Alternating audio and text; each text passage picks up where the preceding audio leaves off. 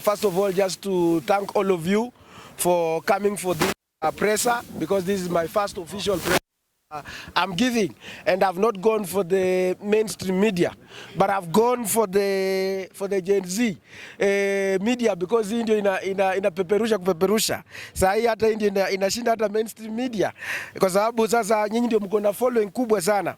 Now I have the following to say. First of all is to condemn whatever happened, and I have this one to say. And this is the reason why I'm saying this is because Peter Salasya should not be treated like as somebody who is a very useless person. I'm an equal person and who has a very big following in this country. Right now, I'm known across this country, and I can be treated like among the top 10 politicians who are very powerful in this country, who can call shots. Peter Salasya is among them. And I want to say this in regard to what happened. And I want to remind the people, more so those goons of ODM who fought me, because I remember that day I went there to watch football. I didn't anticipate that there's going to be fights left, right, but I knew that football brings Kenyans together, and we were there. And they chased me, and when they chased me, I was surprised that they were beaten, because they chased a blessing and left behind maybe the bad omens behind. Anyway, let's continue now. Uhuru called Raila Kihi. Raila supporters or Luos did not beat him. Instead, it led to handshake. Number two, Raila called Uhuru Mlevi wa Bangi. Uhuru supporters or Kikuyu people did not beat Raila. Instead, it led to my brother. Ruto called Raila Muganga, Mchawi, Vitendawili. Raila supporters and Luos did not beat Ruto. Instead, it led to bread-based government. Raila called Ruto Mwizi, Muaji, land grabber, most corrupt person in Africa, but Ruto supporters did not beat Raila. Instead, we have my senior brother. Raila is a statesman and can only lead all Africa as AUC chairman. Salasya just called Raila conman and lying to Luya Nation for his stomach on TikTok, and is being hunted down like a rat and beaten by Raila supporters when going to watch an international match between Kenya versus another African nation, Gabon. Raila said many things to Kibaki. We know how it ended. Gachagua said many bad things to Uhuru, and we all know now that what is happening in the backyard. Ruto said many things to Uhuru, including lazy, dynasty, etc., Serelak, and we know how they ended after Hague. Why did this meeting start way back, so that we know that the norm? So the one for PK Salasya has become the most gross to Luos and Raila supporters, to warrant beating and embarrassing ourselves in front of visitors. Raila supporters and goons beating Salasya because Salasya has said Raila time is over, and he has been cheating Luya people for his stomach, is being equal to the young men and women abducted when they put people in coffins. Were it that Raila could have been president of Kenya, he could do worse than abduction. Political intolerance must stop. Thank you. Now Mhesh, niko na swali. I would like to know how it started pale Nyayo. Kuliendaje? Kuna watu ambao wanasema ni wewe ulianzisha vita, sijui ulianza kutusiana. Now let's hear from you, because you are there, you know what happened. First, mimi nilienda that day, mimi nilikuwa peke yangu. I was just along with my friend, just a small guy called Jemo, rafiki yangu sana, with my driver. So tukaenda pale, sisi tukaingia. Wakati kuingia pale, sikuwa na chochote, nilikuwa nimevaa sports, so I didn't carry anything. So wakati nilikuja, watu walianza tu kuniona kwa entrance. Na watu walaka wanaoniona walikuwa wamejipanga, na wale walikuwa na zile jackets zimeitwa FKF, wameandika FKF stewards. Na it's like hao ndio walikuwa wameifanya ni kama ni at stewards, ni wale watu wa kupatiana direction, but ila hali wao ndio watu ambao walikuwa wamejiweka ndio wani direct kwa nipeleke wenye goons walikuwa. Sasa hao jamaa wananipeleka, I love something so funny. Wale ambao nilianza nao ndio wale ambao walinifikisha huko, ndio walinitoa mbio na wakanipiga, na wengine sasa wakajoin pale. So it was a planned deal. Now maybe two questions from me. Number one, how bad was it? And number two, kuna videos of course umekuwa ukipost kwenye Instagram, and a lot of people wamekuwa wakisema umelipa watu. Maybe you can also address that. Salasya, watu wanapenda mimi Kenya yote. Na unajua kitu ambayo imeelicit kama Luya people is because people who attacked me, they were the same, yani walikuwa wanaongea the same accent. Accent moja wakijua accent, kuna accent ya Wakikuyu, kuna accent ya Waluya, kuna accent ya Wajaluo. Sasa ndio watu wangu wakasema hapana, mbona mnataka kutupigia, mnataka kutuulia mtoto wetu. Sasa ndio unaona kila mtu anatoa pale. Hata sasa wengine pia wamejoin. Sasa huwezi lipa zaidi ya watu 1,000,000 ambao wamekuwa wakitoa clips, wakikashifu haya maneno. Ni umeona hawa ni my young people. Unaona? Hawa ni my young people ambao walikuwa wanaongea. Kwa sababu sasa saa hii sisi tulikuwa tunataka kuenda kwa kuleta mabadiliko katika nchi yetu ya Kenya. How comes ati ya kwamba sasa wengine wameona sasa wako kwa serikali, sasa wanapiga watu kama sisi wenye tunaambiana ukweli. Na unajua mimi najiuliza, nimeuliza wale watu wa Guns ODM ama wale watu wenye wanaona ya kwamba niliongea vibaya na insult. Kuinsult mtu ni nini? Niliongea tu, wakati alisema tumerudi. Nikasema tumerudi kufanya nini? Umerudi kufanya nini? Kama umeenda Yesu, na wala alikwambia, uliuliza nani? Sasa uliulize. Hiyo ni matusi. Nikasema conman, political conman. He's political conman because you know his history. He has been in 3 governments. Consecutively, alikuwa kwa serikali ya Kibaki, alikuwa kwa serikali ya Uhuru Kenyatta, ako kwa serikali ya Ruto. Sasa political conmanship nikisema nitakuwa nimedanganyia wapi? Sasa mniambie leo, mimi nataka niulize wale watu wenye wanasema, I don't want to profile any community, but now imeingia vita kati ya Waluya na Wajaluo, but sitaki kuenda to that extent. But kama that is the way, because watu ambao wananitusi sana ni watu wenye wanatoka na okay, si wote lakini majority of them. Sasa mimi nataka niwaulize watu wa Nyanza, kama ni wale ambao wenye waja confirm bado wangali kwa ile colonization ya mzee, wangali bado kweli. Mimi ni kijana, nikiita Raila mzee ni shida. Si ni mzee, nataka niite Raila kijana, sitakuwa na mtusi. Hiyo ndio nimesema, hiyo ndio maneno ambayo nimetumia. Sasa mimi nataka nikuje kwa ukarimu sana niwaulize, mnataka nikicorrect Raila wenu huyu ama Mungu wenu huyo, nimcorrect kwa njia gani? Nimwambie nitakuwa nasimama chini na piga magoti, alafu namwambia wacha kuchukua kudanganya wa Kenya ama kufanya kama wewe ndio umeshikilia akili zao. That is what we said. Some people feel you did wrong kumuita conman. Are you ready to apologize now? Kama u apologize. Conman. Hata mimi ukiniita conman, if I have something to substantiate political conman, am I the first person to talk about political conmanship? Raila nani alisema the Lord of Poverty? Nani Duale? Si alisema the Lord of Poverty? Si alikuwa MP? Mbona hawakupiga Duale? Wanataka kupiga mtoto mdogo mimi Peter Salasya. Na wajui video kingpin ya Waluya, mimi ndio kusema Waluya na vijana wote. Hata sasa hivi wanaweza niendorse kuwa the Traore wa Kenya sasa hivi. Alafu wanapiga mimi Peter Salasya. So we as young people, maybe let me come back to your question. You say that I cannot apologize for calling him conmanship because mimi nilikuwa kwa maandamano ya sufuria. Nilikuwa kwa maandamano ya sufuria hapo KICC. Pale nilikuwa kwa maandamano ya KICC na nilikuwa na kinyasa. Walitupiga pale. Wakati tulienda pale na walituita ati ya kwamba tunataka kwenda, and I can remind the Kenyans. Wakati tulienda tukauliza Mheshimiwa Raila kwamba unataka nini, what is the end game? Akasema anataka kwenda kwa mazungumzo na Ruto. Si ndio? Sasa wakati pia alienda kwenda kwa maneno ya kusign mambo ya AUC, mbona angesema kwamba his brother ametuita amesema ati ya kwamba twende tusign, anataka niende nisimame kiti cha AUC. Alituita kwa sisi wenye tulisimama naye. That is nayo ni kukoni watu kipolitically. Aya, mambo mengine ya pili, sisi wakati tulikuja hapo maneno ya political conmanship, wakateka advantage ya Gen Z movement, akapeleka expert, akaita watu wake wa ODM experts. Unaelewa? Sasa akaacha sisi watu wa chama chetu cha DAP, Jubilee, na tulikuwa na kwa Azimio, tulikuwa na Wiper, akatuweka kwa mataa. Did he ask him anything? Sio ni political conmanship. Sio ni alafu mimi nikasema, Hadi sasa consultation. Na mimi nikasema tu kweli, asha already sign mkataba. Hii ni kudanganya wananchi wa Kenya. Sasa na nikasema hebu ngoja tu. Na hii kumaliza na siku 2 kabla ameenda na anasema nataka kusimama MOU.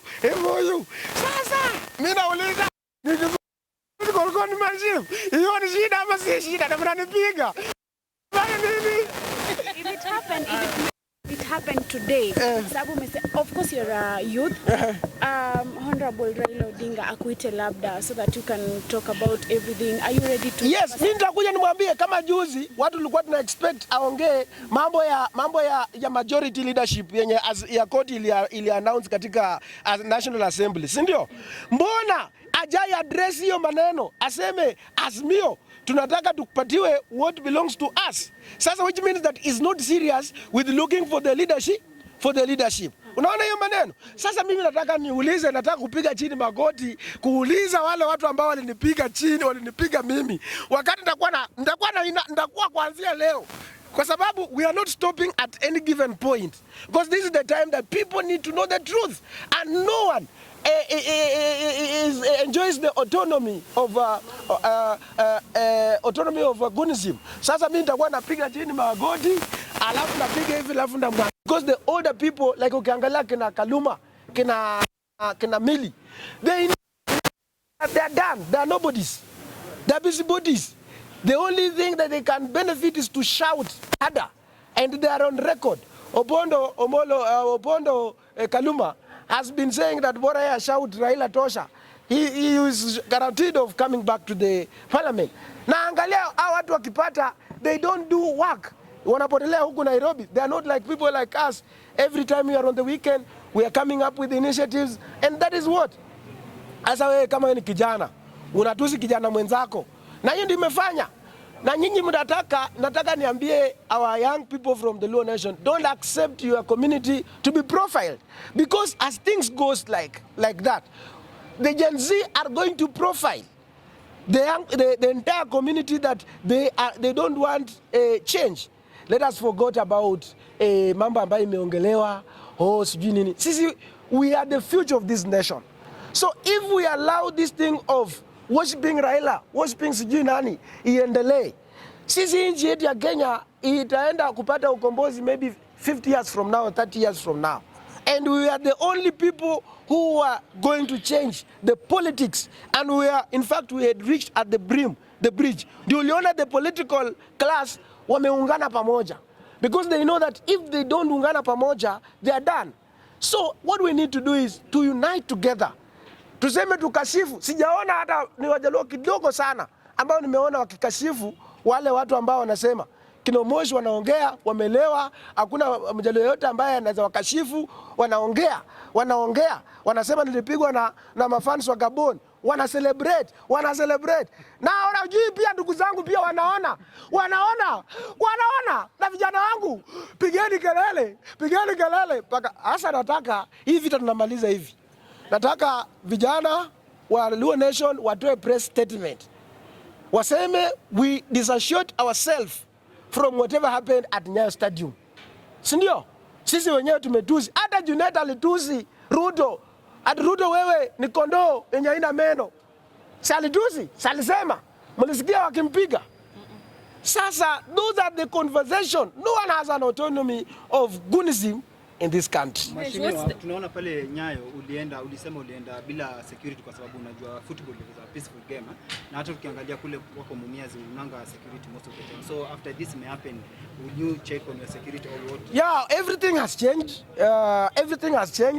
My security, I've changed the whole my security system, and everything has changed. Sasa hivi ni national. Sasa hivi utakinisongea papa, ukinisongea. Nguduro.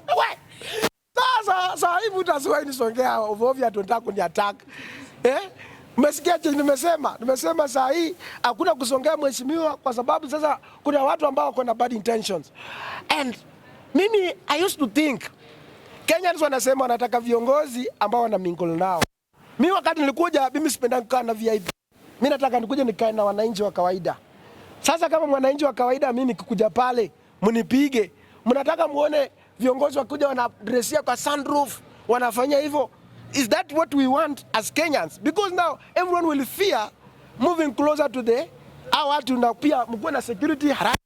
Because I'm a very, and I told you, for those who have beaten me, they always die. And when they die, I cry.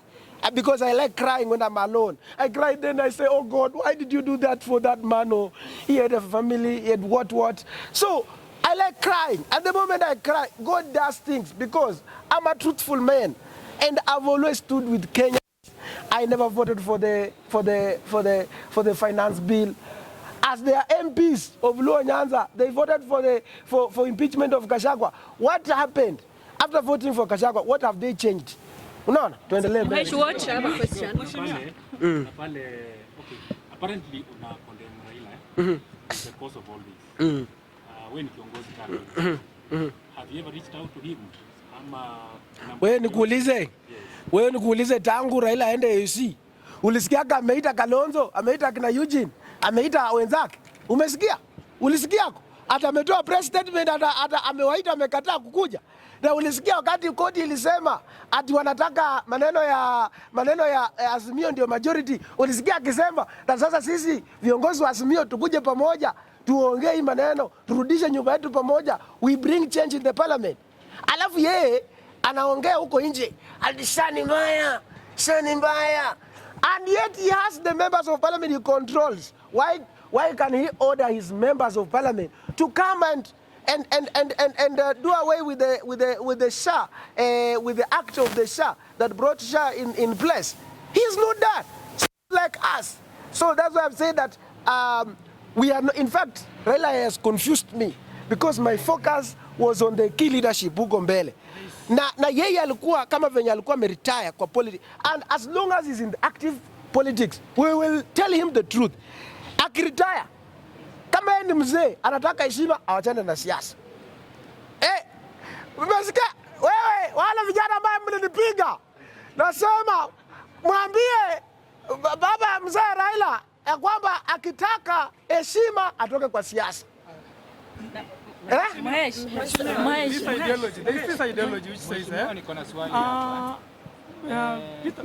Peter Salasya is fighting for kingpin in Western. That's why all these stories happening. Do you think that thing is true?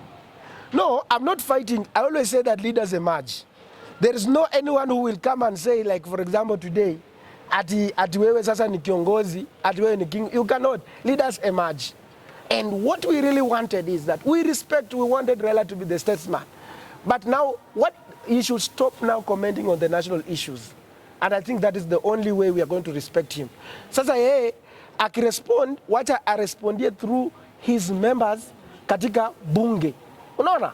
Akirespondia, akisema like Shani Mbaya, we want to see the next week, ameleta motion ya mtu wa ODM, akisema, Shah, we want to remove it. That is the time we are going to respect him. But hii mambo ingine, we are not going. Sunday kuna game ya mashemeji. Sijui kama unaenda because kumeona kwa kuna warning pale unaambiwa usikanyage kwa hiyo uwanja. Bwana, saa hii nimejipanga. Hakuna mtu anaweza shtua mimi. Mliona vijana, niko na vijana Nairobi hapa. Na vijana niko nao. Wakitaka ngumi, tutapigana. Wakitaka mawe, tutapigana na mawe. Hakuna mtu atashtua mwananchi wa Kenya siku yoyote hapa. Na sisi tutakuwa hapa, nitaenda event yangu, niko na event ya kutana na all Form 4 candidates wote kesho. Alafu narudi Nairobi. Mheshimiwa, kuna swali hapa. Since uko na shida na bwana Raila Odinga, do you think you'll continue being in ODM? Mimi siko kwa ODM. Na mimi walinitoa kwa chama, walinitoa kwa komiti zote. Saa hii mimi naangalia supu ya wabunge, naangalia chakula ya wabunge. Unaona? Walichukua vitu yote, budget wakachukua, agriculture wakachukua sijui nini. Wakaniweka jikoni. Nibebee supu nipelekee watu wangu wa nyumbani, wakuja na mimi supu shiwali. Hata sasa chakula siwezi lipa huko kwa hoteli ya bunge. That's the only thing I can Talking of revolution, yes. We are Kenyans. We are sure that revolution will come. But now you can't. People, watu wanapokuwa nje wanasema hatuwezi imba revolution tukiimba tu Thomas. What do you think should be done apart from coming together to make sure that this government is out of power come 2023? What I want to tell them that let us stop this conversation of Raila. Let us stop. Let us remove things called Raila in our minds. Let us go back to the agenda. Agenda tuongelee zile policies ambazo ziko na tuache intimidation. Ati mtu akiongea hivi, Raila has come just to confuse us from the key point. But the good thing is he has known. Anytime ata comment tutakuwa naye. Lakini beginning today, henceforth, I'm now going to focus to the national issues ambazo zina touch on Kenyans. Lakini watu wake wakinitusi tutarudi tena hapo. I think that is what I can just say. Yeah, and maybe a message to the president. The message to the president is that I saw them yesterday meeting with all the Luhya leaders yesterday. Wamekuwa huko kwa State House for I don't know how many times. Kakamega airport will close like about 6 months ago.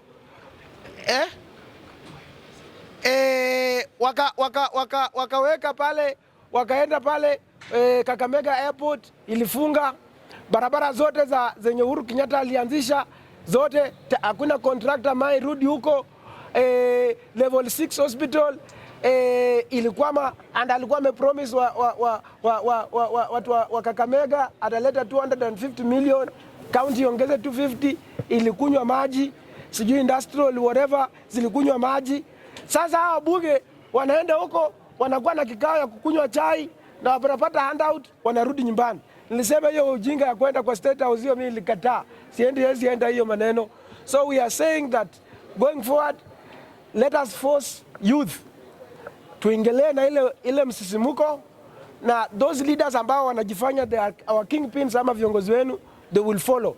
Let us not allow the politician to give us direction, but let us give direction to those leaders to follow us. I think that is what will bring the revolution. Yeah.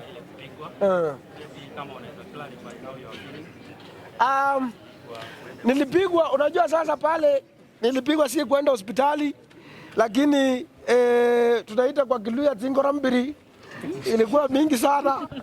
Unajua MCA ni mkubwa. Sasa kulikuwa kunaniwekelea hapa. Sasa naendelea vizuri. Mapua yangu hapa unaona imekuwa black hivi. Walipiga. I think that was okay, right? Or do you have anything else? Thank you so much. Asante sana.